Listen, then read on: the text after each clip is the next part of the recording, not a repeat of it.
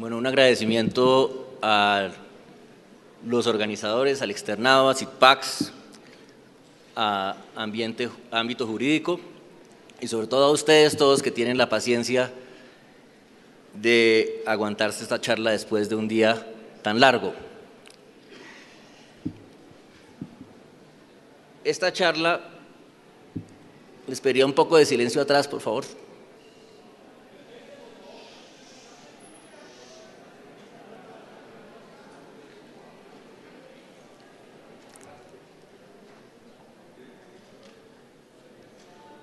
Gracias. Esta charla lleva el nombre de Dilemas Jurídicos de la Transición Colombiana y lo lleva a propósito, porque pienso que para entender los dilemas jurídicos del proceso hay que primero entender qué es el concepto de transición. Y por eso voy a hablar en dos partes y de verdad les agradezco mucho su paciencia y su atención. Voy a hablar primero de lo que sería la transición colombiana y luego de sus dilemas jurídicos y de la justicia. Pero antes quiero partir de dos premisas básicas. La primera, que Colombia lleva casi 50 años de guerra y que esa es una situación inaceptable. Y la segunda, que estamos ante la mejor oportunidad en la historia de ponerle fin. Lo digo porque llevo más de un año hablando en La Habana con las FARC y yo creo que la oportunidad del fin es real. Por eso estamos entonces ante un momento de decisiones, ante una oportunidad que creo yo se presenta solamente una vez a una generación como esta. Y eso no se nos puede olvidar. Esta oportunidad no salió de la nada. Como lo ha dicho el presidente Santos, los astros están alineados y no están alineados solamente por arte de magia y por ser astros, sino porque ha habido un trabajo paciente de construcción detrás, liderado por el presidente, que ha tenido varios pasos que voy a recordar muy rápidamente. El primero fue darse cuenta que uno no resuelve un problema si no lo llama por su nombre. Y el presidente decidió reconocer el conflicto armado interno y llamarlo por lo que es, un conflicto armado con las FARC y con el ELN, y valga decir con nadie más. Segundo, el gobierno puso en primera fila a las víctimas con su ley de víctimas, comenzó el gobierno por prestarle atención y garantizar derechos de víctimas. Tercero, se dio a la tarea de crear un entorno internacional favorable, asegurando que la región sea un soporte para la paz de Colombia y no un impedimento o un problema, y eso es lo que han hecho el presidente y su canciller con su estrategia de impulsar la integración regional.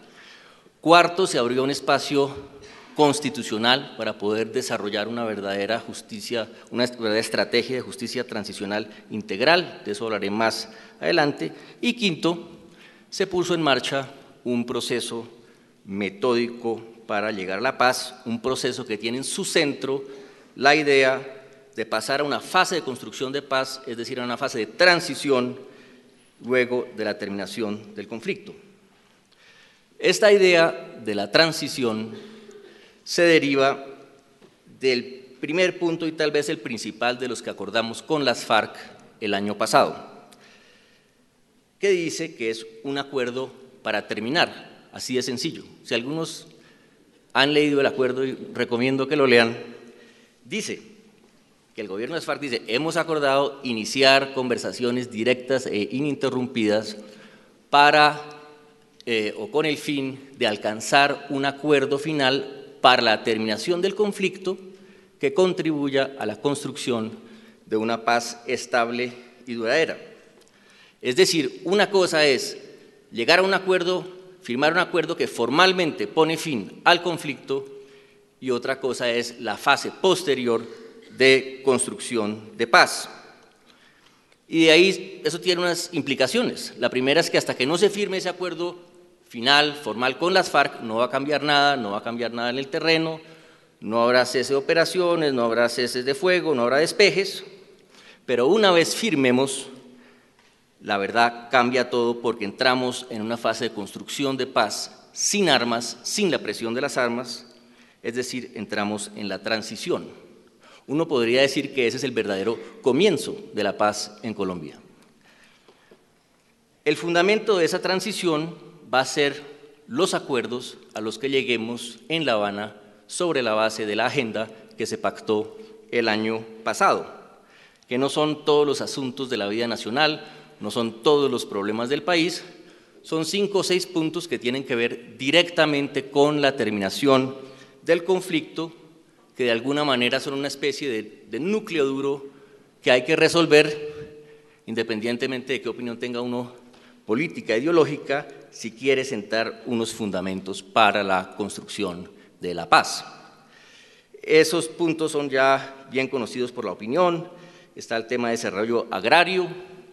El gobierno piensa que sin una transformación profunda del sector rural que rompa ese ciclo, ese círculo vicioso que hemos tenido de violencia, que causa pobreza, que lleva más violencia, etcétera, si no rompemos ese círculo vicioso y creamos condiciones de bienestar y de estabilidad, pues no estaremos garantizando la no repetición del conflicto y finalmente no estaremos haciendo mucho.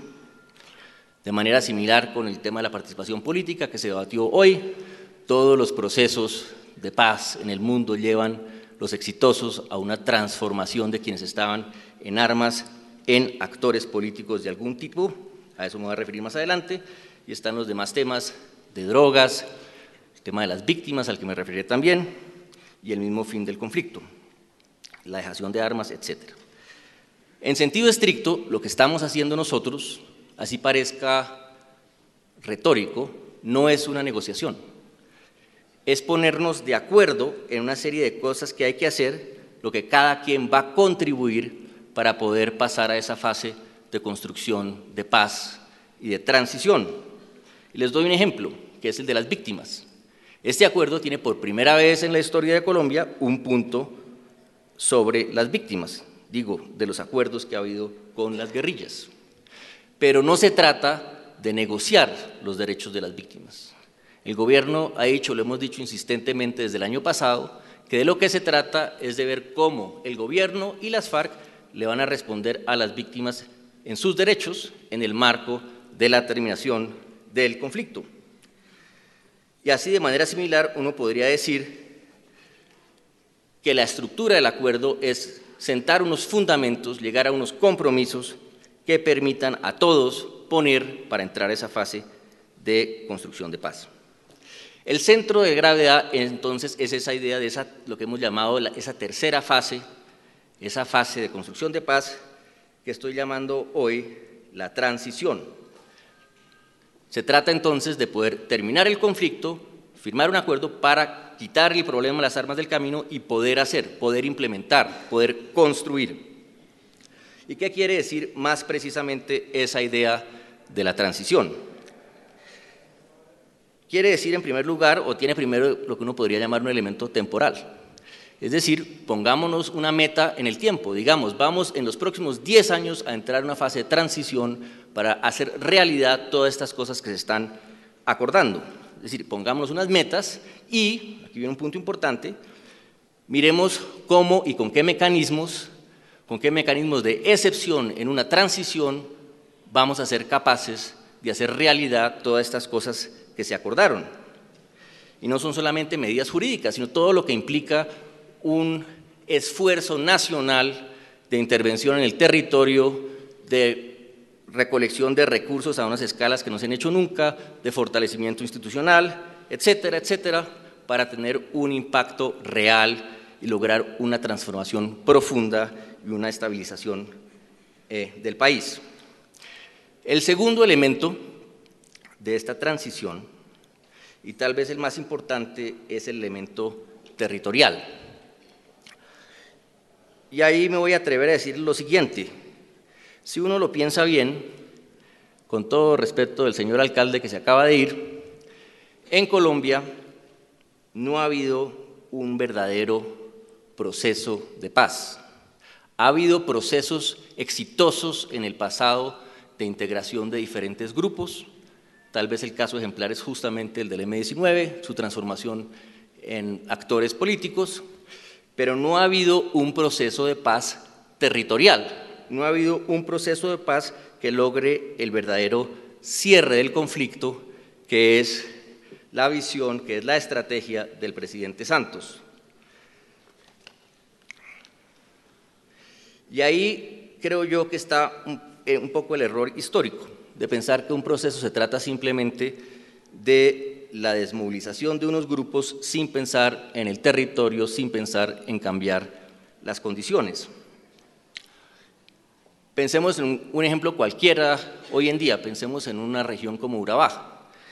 En Urabá hay hoy en día personas que pasaron primero por grupos como el EPL, luego entraron a una versión de los paramilitares a comienzos de los 90 con Fidel Castaño, luego siguieron con Carlos Castaño, tal vez pasaron por el alemán, algunos de ellos hoy en día están metidos en los urabeños, y el problema, si bien se ha disminuido, el problema continúa porque no hubo una verdadera intervención territorial. No basta con desmovilizar grupos, hay que construir, hay que llenar el espacio y hay que sembrar la paz. La visión del gobierno es que esto se hace de dos maneras o en dos direcciones. Una, extendiendo el alcance, la red del Estado, de sus instituciones, haciéndolas más efectivas, cosa que se viene haciendo de tiempo atrás, pero tenemos el conflicto atravesado que impide esa atención como debería. Y la segunda, que sería uno de los grandes logros de una transición real, es poder comenzar a construir realmente desde abajo. En Colombia hay muchos ejemplos y no pocos exitosos en los últimos 10, 15 años de programas de desarrollo en el territorio que han tenido ese fin, la construcción de paz. Y no estoy sugiriendo que no se hayan hecho nada, por el contrario. Pero en un escenario verdaderamente de transición hay muchas más posibilidades de que la sociedad, las comunidades se organicen y se vuelvan actores de primera fila de esa construcción de la paz. El siguiente y último elemento de esta transición es precisamente la participación, y quiero insistir en eso. El gobierno y las FARC están tratando de llegar a unos acuerdos en La Habana, unos acuerdos que serán unos fundamentos que de alguna manera se está decidiendo el qué de esa transición, pero no se está decidiendo lo que es más importante, que es el cómo. ¿Cómo es que se van a hacer todas estas cosas? Eso se decidirá en discusiones con las comunidades, con la gente en el territorio, sin armas, en esa fase posterior de transición. De cierta manera uno podría decir que en la transición, para ganarse el derecho de la participación, hay que primero desarmarse. Y esa es la visión que está detrás del acuerdo que firmamos el año pasado, lo que se llama el Acuerdo General. Es un acuerdo nacional, es un acuerdo que pretende tener efectos en todo el país, pero su expresión es una expresión territorial, es en los territorios donde tenemos que actuar con prioridad. Y eso quiere decir que ese es el eje de la transición, la unidad, digamos, territorial. Y eso quiere decir también que hay que pensar en la creación de espacios, de nuevos espacios de participación, de debate, de deliberación democrática entre iguales, para ver cómo vamos a construir la paz y cómo vamos a implementar esas cosas que se acuerden. Y eso no solamente en un sentido abstracto, sino muy concreto. Si uno acuerda un programa de infraestructura, si uno acuerda un programa de agua potable, etcétera, es posible pensar que eso se haga no solamente dentro de nuestra institucionalidad formal, sino que cuente con nuevos tipos de organización en el territorio de las comunidades que implementen esas cosas y amplíen la efectividad del Estado en el cumplimiento de derechos.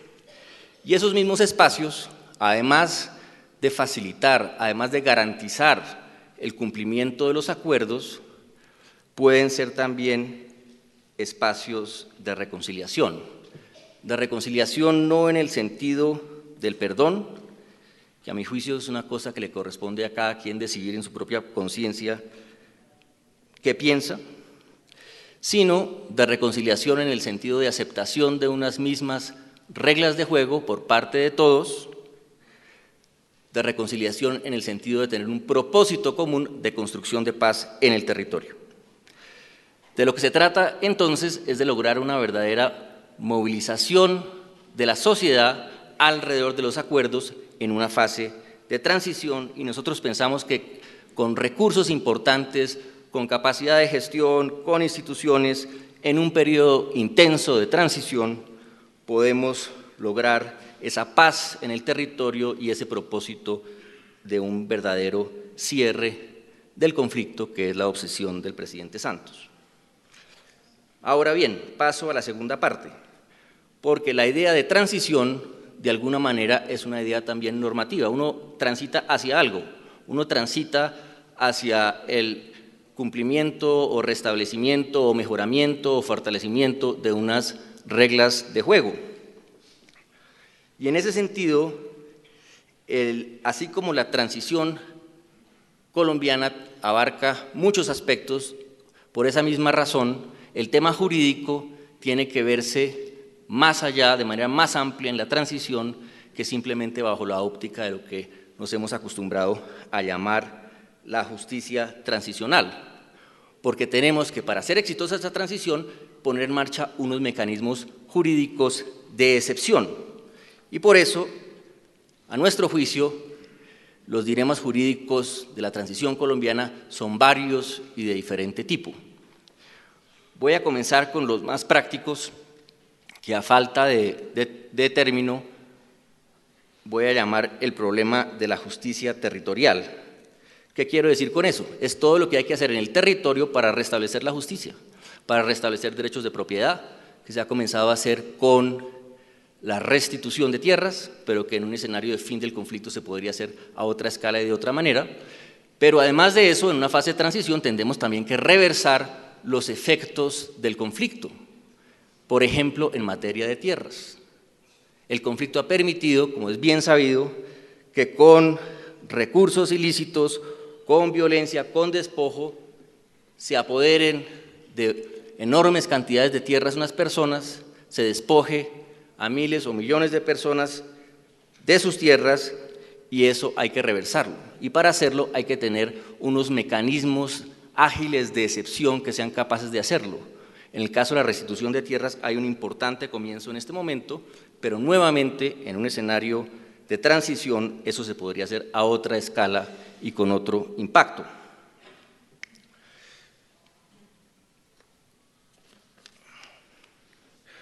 Una segunda dimensión de la justicia en la transición que no solemos mencionar es la dimensión, llamémosla, de la justicia distributiva.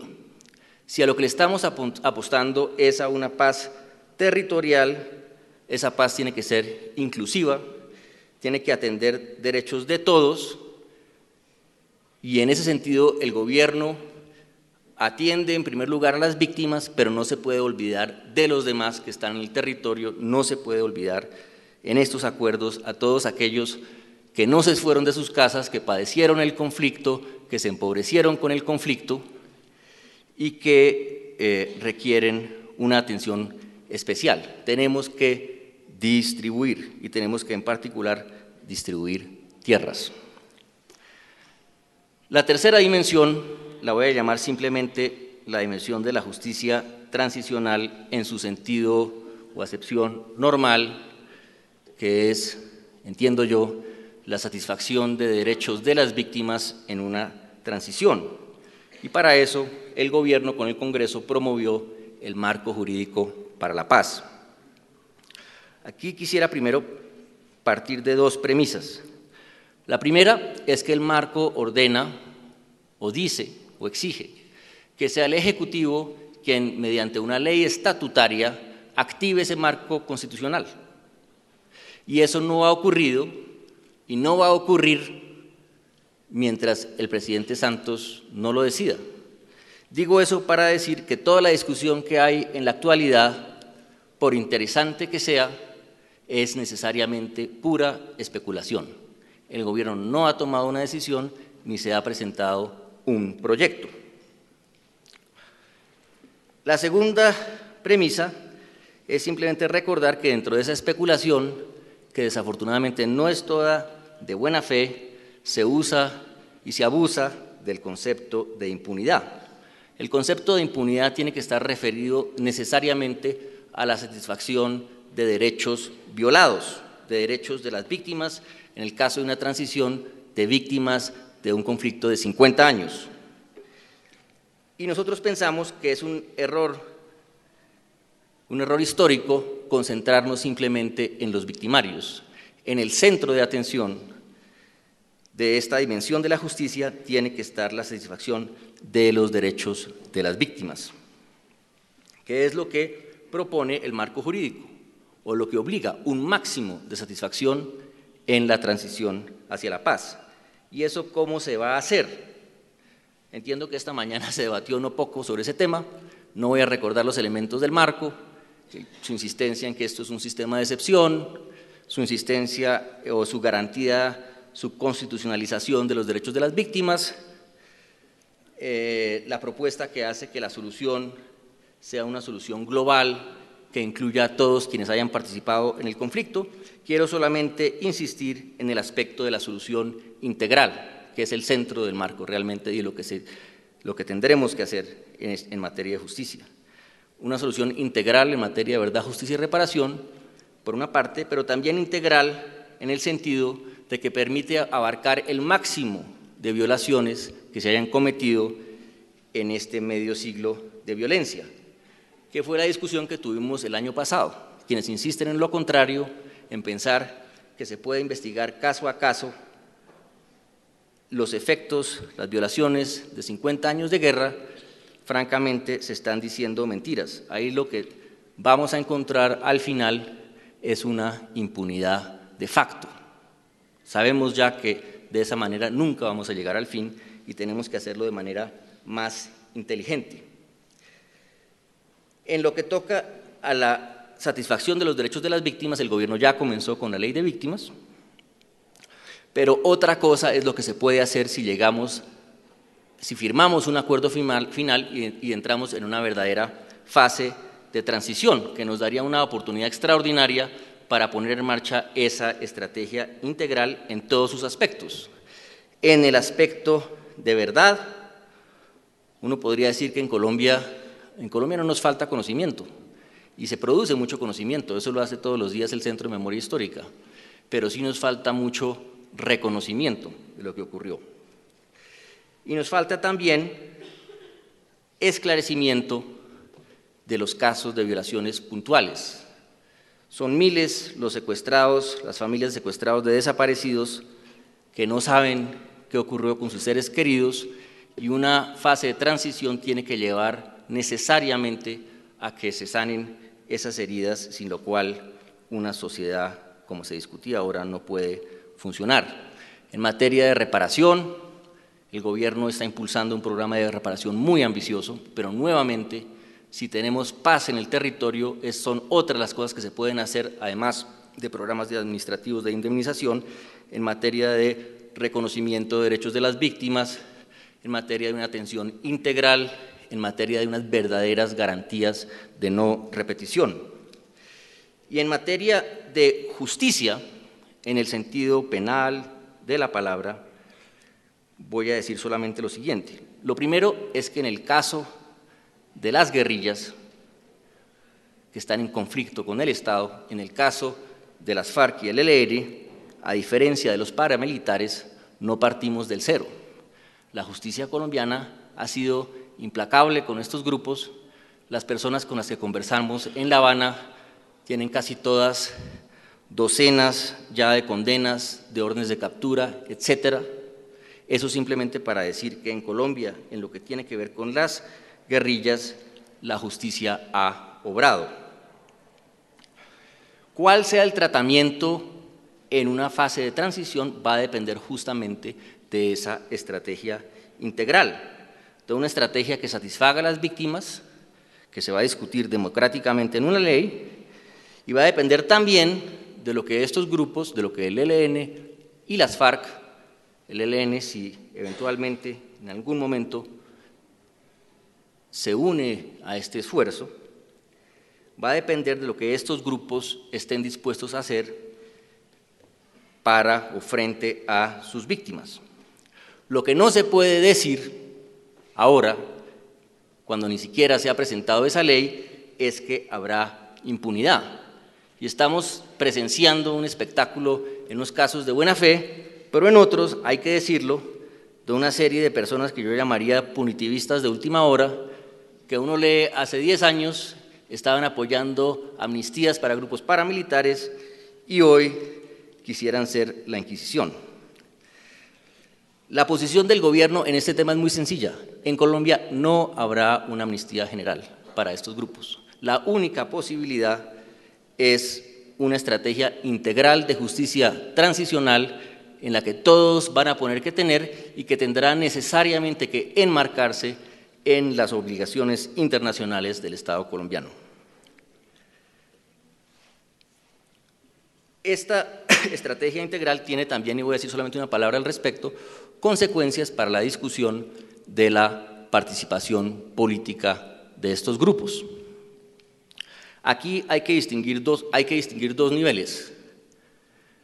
Una cosa, en el caso, por ejemplo, de las FARC, es una futura participación política de las FARC como organización. Las FARC, si quieren, pueden, luego de la firma de un acuerdo final, de haber pasado por unos procesos de justicia transicional, pueden, sin ningún problema, renacer en algún tipo de movimiento político o social.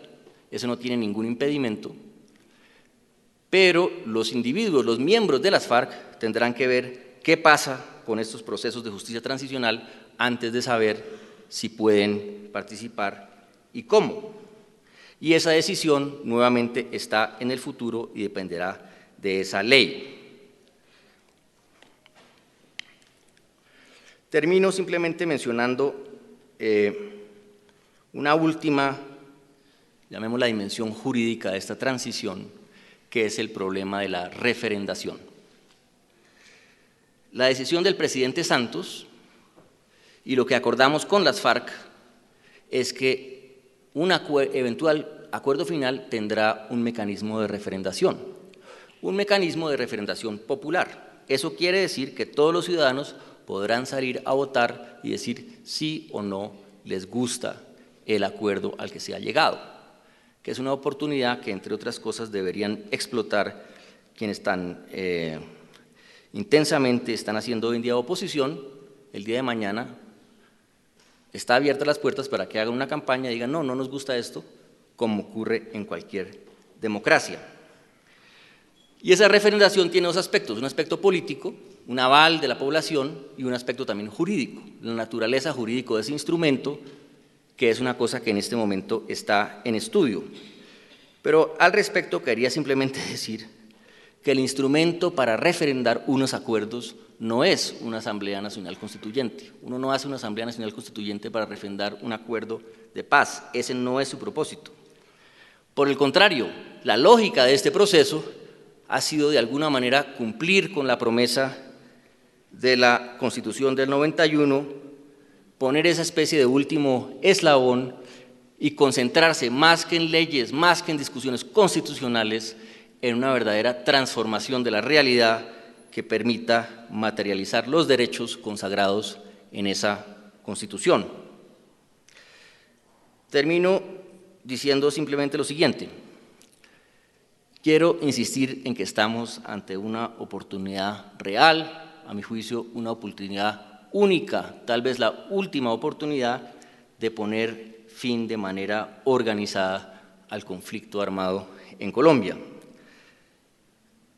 En los ambientes urbanos me da la impresión a veces que se tiende a banalizar un poco eso, a pensar, no, esto es grave, pero hoy en día hay otras cosas, que hay unos atracos, que hay microtráfico, etc. Nada podría ser más importante para este país, nada podría ser más importante que terminar el conflicto.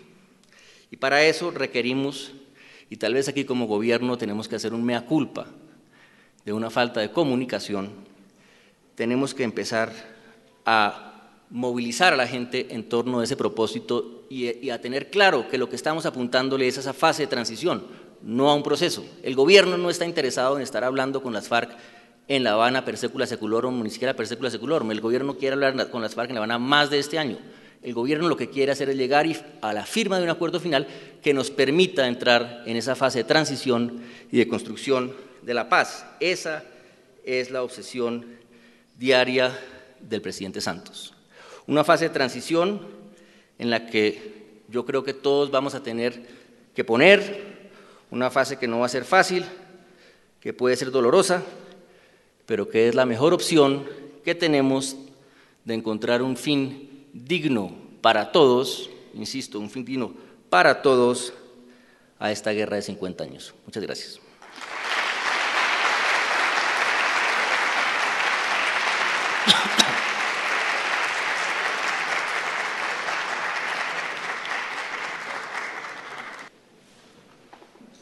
Bueno, damos entonces por concluido este foro.